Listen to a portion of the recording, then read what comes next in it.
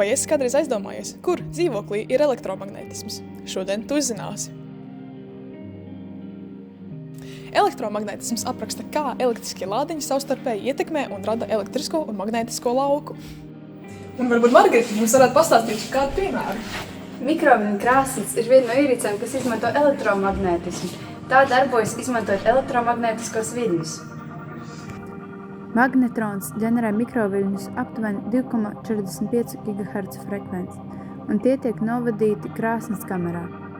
Šie viļņi iedarbojas uz ūdens molekulām, kurām ir dipola īpašības. Tāpēc mainīgais elektromagnētiskais lauks liek tām ļoti ātri rotēt un vibrēt. Molekulu kustība izraisa kinētisko enerģiju, kas pārvērš siltumā, un tā ēdiens uzsilst no iekšpuses. Krāsns duru un metāla režģis neļauj viņiem izkļūt ārā, tāpēc mikroviļņu krāsns ir droša lietošanā. Paldies Margaritai! Bāc, man telefons izlādējies. Kas tas tāds? Kā tas strādā? Mūsdienās arvien vairāk izmanto bezvadu lādētājus. Bezvaru uzlāde darbojas, izmantojot elektromagnētisko lauku, kas ļauj pārnest enerģiju starp diviem tinumiem, vienu lādētājā un otru ierīcē.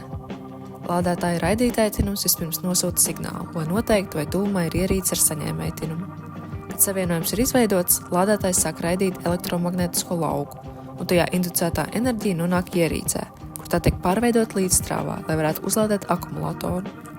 No rozetes lādētājs saņem maiņstrāvu, taču iebūvētā elektronika to vispirms pārvērš līdzstrāvā. Šī pārveidotā strāva tiek izmantota, lai darbinātu tinumu un nodrošinātu enerģijas bezvadu pārnesi uz ierīci. Neticami! Man tas šķiet kā tāda maģija.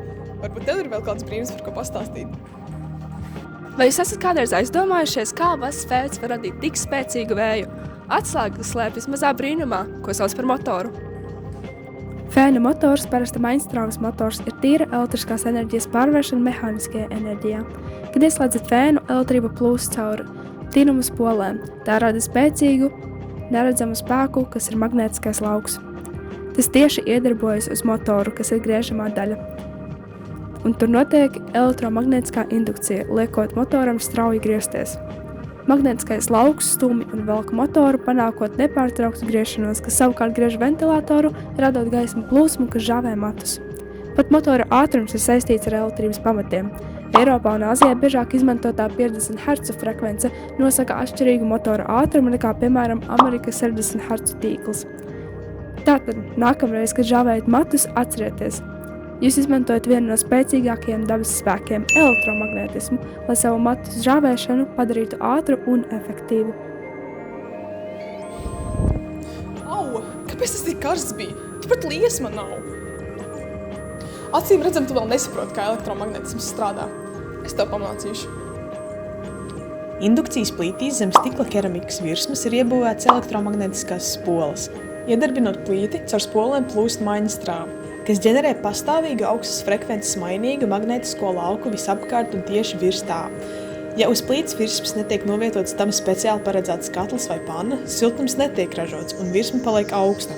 Taču, kad uz plīts virsmas tiek novietots piemērots metāla, piemēram dzelzs, tērauda vai cita feromagnētiķa trauks, magnētiskais lauks izplatās pannas vai katla pamatnē un malās. Kā rezultātā traukā rodas virpuļstrāva, un trauks un tajā esošais ēdiens sāk strauji uzkarst.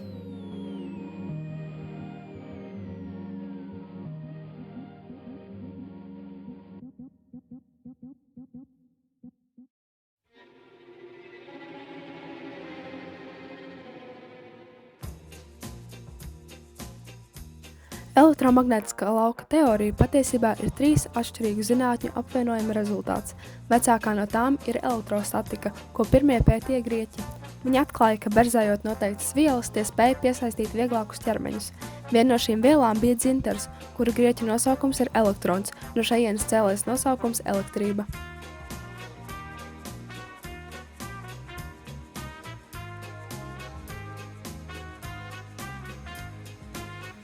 Kas bezvadu lādētājā rada elektromagnētisko lauku, kas pārnes enerģiju uz ierīci? A. Saules baterija lādētāja iekšpusē, B.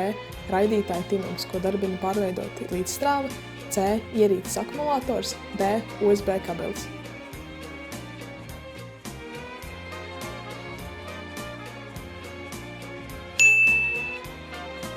Kāda ir elektrotīkla frekvence Latvijā?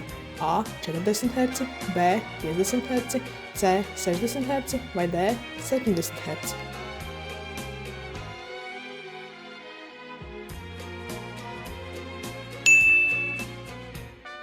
Kura no šīm ierīcēm neizmanto elektromagnētismu? A. Mehāniskie pulksteņi svārsta uzvelkamie, B. Wi-Fi rūteris, C. Leduskapis vai D. Durvju zvani?